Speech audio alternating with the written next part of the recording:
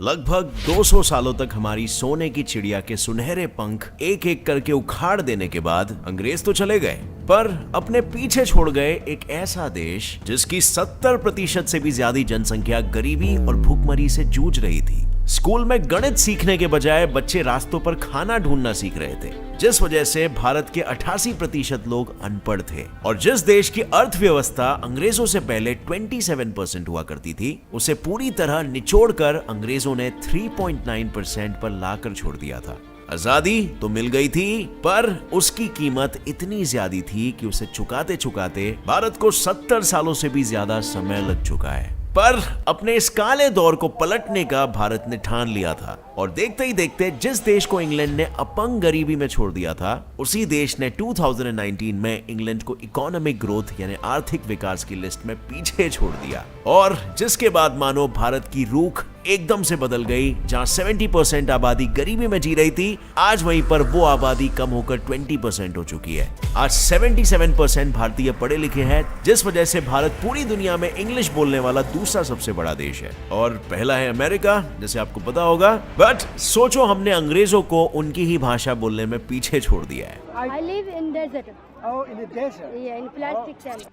लेकिन सवाल तो ये है ना कि जिस देश को इतनी बुरी हालत में इंग्लैंड छोड़कर गया था, आज उसी देश ने इंग्लैंड को हर क्षेत्र में इतना पीछे कैसे छोड़ दिया है। और अगर हम इसी रफ्तार से आगे बढ़ते रहे तो क्या ये पॉसिबल है कि बस कुछ ही सालों में भारत दुनिया का अगला सुपर पावर बन जाएगा? हेलो फ्रेंड्स, मैं हूं गौरव, और अगर आप इन सारे सवालों का जवाब और इंडिया की इस तरक्की में किसका हाथ है ये जानना चाहते हो, तो बने रहो मेरे साथ इस वीडियो के अंत तक। और बिना किसी देरी के शुरू करते हैं टुडेस वीडियो टाइटल्ड इंडिया 1947 में कैसा था वर्सेस आज कैसा है।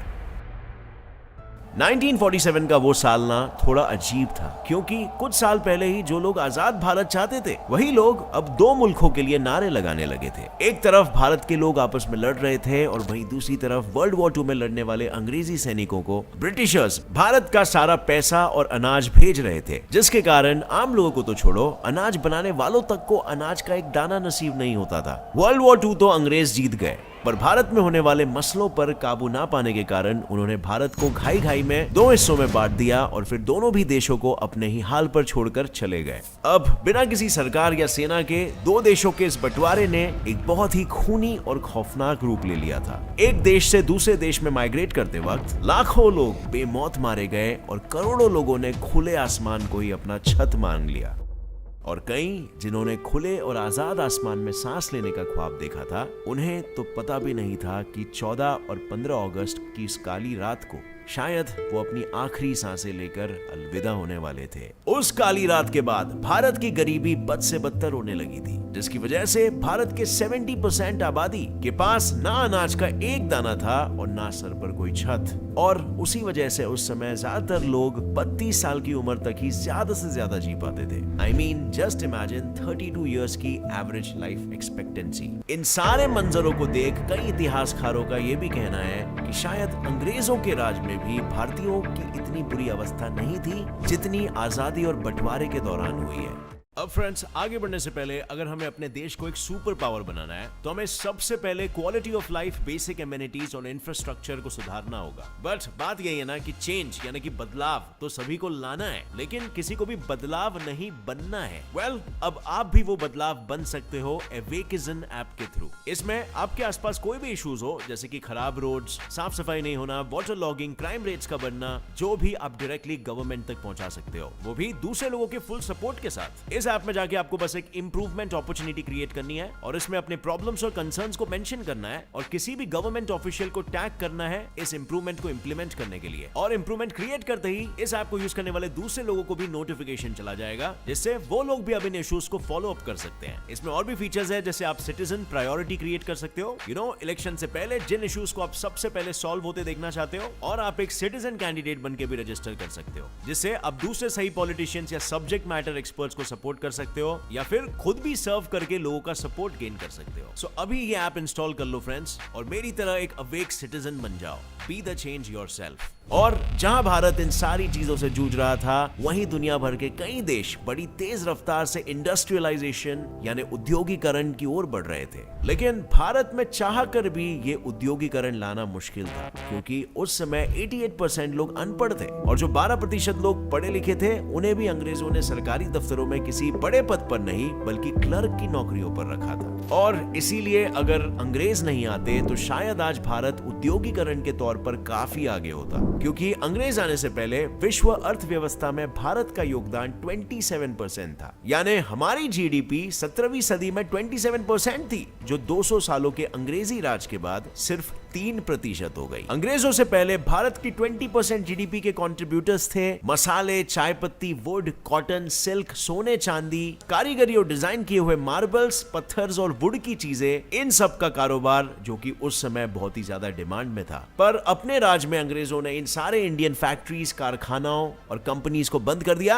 और जो लोग अपनी फैक्ट्रीज को बंद नहीं करते, उन फैक्ट्रीज को आग लगाकर राख बना दिया जाता था, क्योंकि अंग्रेज भारत से सारे रॉ मटेरियल्स लेकर इंग्लैंड भेजते थे और वहीं पर उन्हीं मटेरियल से सामान बनकर भारत में ही 3 या 4 गुना ज्यादा दाम में बेचे जाते थे। और फिर अंग्रेजों के जाते ही भारत के इंडस्ट्रियल सेक्टर की अवस्था बहुत ही खराब हो गई थी, क्योंकि भारतीयों के पास फैक्ट्री या कंपनियां नहीं थी और लगभग 60% लोगों के पास कमाई का बस सिर्फ एक ही जरिया था, और वो था फार्मिंग यानी कि खेती बाड़ी। और खेती बाड़ी का ही देश की अर्थव्यवस्था में 54% योगदान हुआ करता था, और इसी वजह से हमारी जीडीपी तभी 3.9% थी वर्ल्ड जीडीपी की। ये सारी समस्या तो थी ही, लेकिन इंडिया पाकिस्तान के बंटवारे के दौरान अंग्रेजों ने सारे राज्यों को भाषा या कल्चर को मद्देनजर रखते हुए नहीं बांटा था, जिसके कारण लोगों में और ज्यादा कलेश होने लगा था। जैसे कि मुंबई के लिए महाराष्ट्र और गुजरात के लोग दोनों झगड़ रहे थे, क्योंकि वहां मराठी और गुजराती दोनों बोलने वाले लोग रहते थे। और बस यही सब देखकर पूरी दुनिया का यह मानना था कि बस अपनी इसी विविधता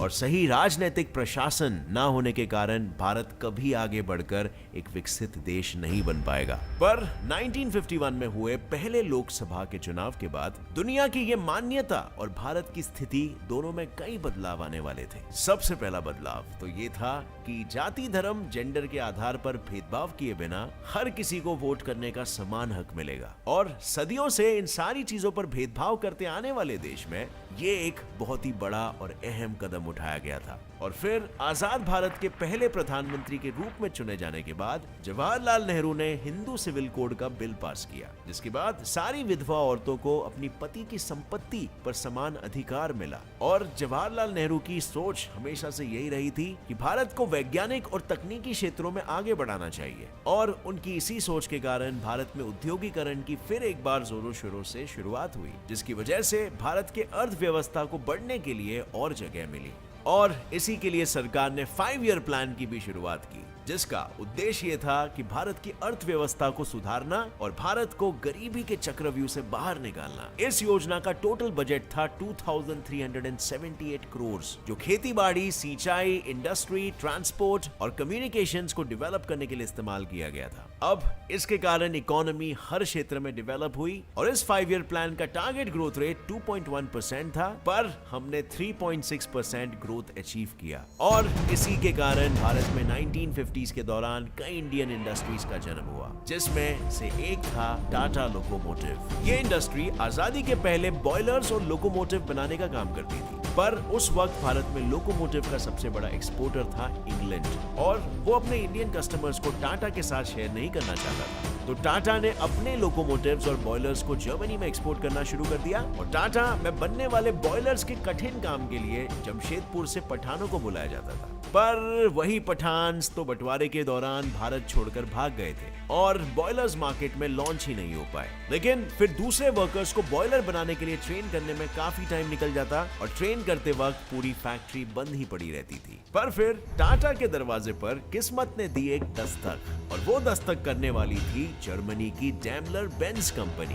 डैमलर बेंज का बिजनेस पूरे जर्मनी में अच्छा खासा फैला हुआ था, पर उन्होंने कभी जर्मनी के बाहर अपने बिजनेस को एक्सटेंड नहीं किया था। और जब उन्होंने एक्सटेंड करने का सोचा तो वो चाहते थे कि उनकी शुरुआत टाटा से ही हो, क्योंकि जर्मनी में टाटा ऑलरेडी लोकोमोटिव का एक बहुत ही बड़ा एक्सपोर्टर बन चुका था। इसीलिए उन्होंने टाटा से पूछा कि क्या वो ट्रक्स बनाने में इंटरेस्टेड थे, और फिर बस क्या था, इसी एक दस्तक से टाटा मोटर्स की जोरदार शुरुआत हुई, जिसके बाद वो ना सिर्फ बॉयलर्स और लोकोमोटिव्स बनाते थे बल्कि ट्रक्स, रोड रोलर्स, ट्रैक्टर्स, अर्थ इंजन्स वगैरह जैसे हेवी इंजीनियरिंग इक्विपमेंट्स भी बनाने लगे। और टाटा की इसी तरक्की ने गवर्नमेंट की इंडस्ट्रियल सेक्टर में डेवलपमेंट लाने की कोशिशों ने भारत में इंडस्ट्रियलाइजेशन का बीज बोया, जिसके कारण धीरे धीरे भारत में पॉवर्टी की भी रेट इंप्रूव होने लगी, जो 1947 में 70% से सीधा 2019 में 20% तक गिर गई। और इंडस्ट्रियलाइजेशन और गरीबी कम होने की वजह से हमारी जीडीपी भी 3.9% से लेकर 2021 में एक एस्टिमेटेड 9.5% तक पहुंच गई है। पर आजाद भारत को सिर्फ इकोनॉमिकल सेक्टर में ही डेवलपमेंट नहीं लाना था, बल्कि सोशली भी भारत के समाज को आगे बढ़ने की बहुत ज्यादा जरूरत थी। और सोशली आगे बढ़ने का पहला कदम है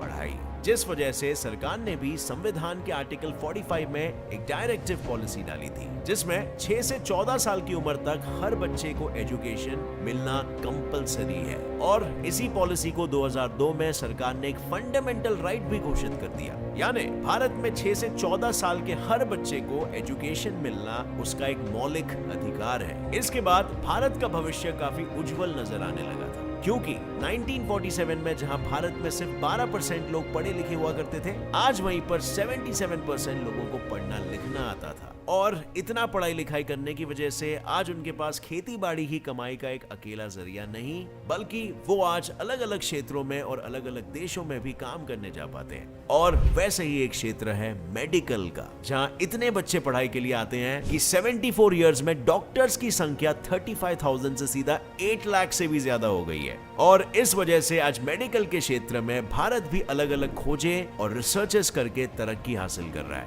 और इन्हीं खोजें और तरक्कियों के कारण जो 1947 में लोगों की औसत उम्र 32 साल हुआ करती थी ना, वो आज 69 इयर्स हो चुकी है, यानी डबल से भी ज्यादा। अब अगर आप देखोगे तो ये सारी चीजें बिल्कुल एक चेन रिएक्शन की तरह लगती है, यानी एक क्षेत्र में होने वाले डेवलपमेंट के कारण दूसरे क्षेत्र में भी डेवलपमेंट आता है। और इसीलिए तो जिस देश को पूरी तरह कंगाल करके इंग्लैंड चला गया था, उसी देश ने 2019 में आर्थिक विकास में इंग्लैंड को भी पीछे छोड़ दिया। पर अनफॉर्चुनेटली साल 2020 में कोविड-19 पैंडेमिक ने बाकी देशों के मुकाबले भारत का ज्यादा नुकसान किया, और इसीलिए 2019 में इंग्लैंड को पीछे छोड़कर हम 5th नंबर पर थे, पर 2020 में हम उनसे पीछे 6th पर आ गए। पर अच्छी बात तो यह है कि रिपोर्ट्स के अनुसार भारत को फिर से 5th पोजीशन पर आने के लिए बस 4 ही साल लगेंगे, और तो और 2030 तक भारत 3rd पोजीशन पर होगा। अब फ्रेंड्स, अगर देखा जाए तो इंडिया इतनी सारी तरक्की आजादी के बस 74 इयर्स में ही कर चुका है। I mean, खुद ही देख लो, हमारी जीडीपी 1950 में 2,939 बिलियन रुपीस से आज सीधा 1,40,776 बिलियन रुपीस हो चुकी है। और इन सारी चीजों के पीछे किसी एक चीज या इंसान का हाथ नहीं है, बल्कि इस तरक्की का कारण है कि हमने लगातार हर क्षेत्र में डेवलपमेंट लाने की कोशिश की, हमेशा पुश करते गए, दिन ब दिन नई ऊंचाइयों को छूते गए, एक साथ मिलकर। और शायद इसीलिए 1998 में अपनी किताब India 2020 a vision for the new millennium में एपीजे अब्दुल कलाम जी ने कहा था कि अगले 2 दशकों में इंडिया वर्ल्ड का अगला सुपर पावर बनेगा। और सिर्फ एपीजे अब्दुल कलाम ही नहीं, पूरी दुनिया के इंडिया से यही एक्सपेक्टेशंस है। पर फिर अचानक से The breaking news is about the confirmed coronavirus. और इस समय एक बड़ी खबर आ रही है, और बड़ी खबर यह है कि केरल में कोरोना वायरस का पहला पॉजिटिव केस सामने आया है। 2020 एक काला बादल की तरह इंडिया की किस्मत और तरक्की के रास्तों पर बरसने लगा। पूरे देश में आज रात 12 बजे से संपूर्ण लॉकडाउन होने जा रहा है। और मार्च 2020 में अचानक पूरे देश को लॉकडाउन में डाल दिया गया। और इसी स्ट्रिक्ट लॉकडाउन के कारण इंडिया की इकोनॉमी बाकी किसी देश की इकोनॉमी से ज्यादा गिरी। अप्रैल और जून के दौरान इंडिया की जीडीपी 23.9% से गिर गई, और इंटरनेशनल मॉनेटरी फंड के हिसाब से 2020 के एंड तक जीडीपी और 10.3% गिर गई। और ये सेटबैक इतना गंभीर है कि इससे बाहर निकलने के लिए कोविड के बाद इंडिया को कई सदियां लग जाएगी। पर अगर हम चाहते हैं कि हमारी इकोनॉमी इस ग्राफ में जैसे दिखाया गया है वैसे बढ़े तो हम इंडियंस और क्या कर सकते हैं? Let us know in the comment section below friends. और अगर इस वीडियो से आपको कुछ भी नया सीखने मिला, एक लाइक जरूर ठोकना। हमारे channel get set fly fact को भी सब्सक्राइब कर लो और नोटिफिकेशन बेल ऑन कर लेना, ताकि आगे आने वाली कोई भी वीडियो की अपडेट आप मिस ना कर सको और हमेशा अपने नॉलेज को अपडेटेड रख सको। और हाँ, नोटिफिकेशन बेल ऑन करके ऑल का ऑप्शन सिलेक्ट करना मत भूलना। मिलते हैं अगले वीडियो में friends. As always stay curious, keep learning, keep pushing and keep growing. जय हिंद।